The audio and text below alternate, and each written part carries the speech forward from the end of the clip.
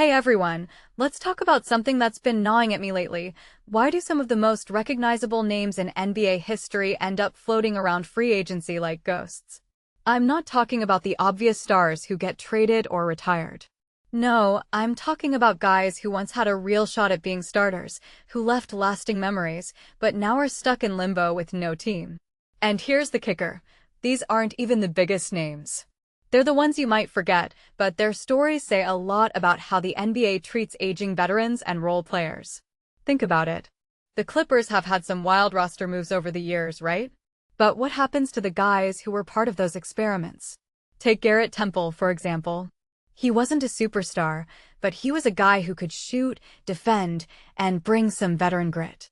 The Clippers signed him in 2018, expecting him to be a reliable wing. But then what? He didn't exactly blow the roof off. Now he's 39, and the Raptors didn't even give him a real shot last season. It's not just about his age, it's about how teams treat players who don't fit into a specific mold. You're either a starter, a role player, or you're out. No middle ground. And that's brutal. Then there's Jeff Green. I remember when the Clippers traded Lance Stevenson for him back in 2016. At 29, he was supposed to be a versatile forward who could stretch the floor. And he did, averaging 10.9 points a game. But here's the thing, the Clippers didn't see him as a long-term solution. They treated him like a rental. Now he's 39, and his value is purely in his experience. But how many teams are willing to pay for that?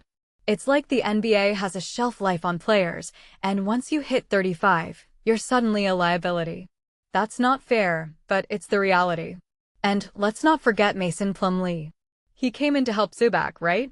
And for a while, he was a beast, 7.5 points, 6.9 rebounds, and a 72.7% shooting rate. The Clippers even re-signed him for $5 million.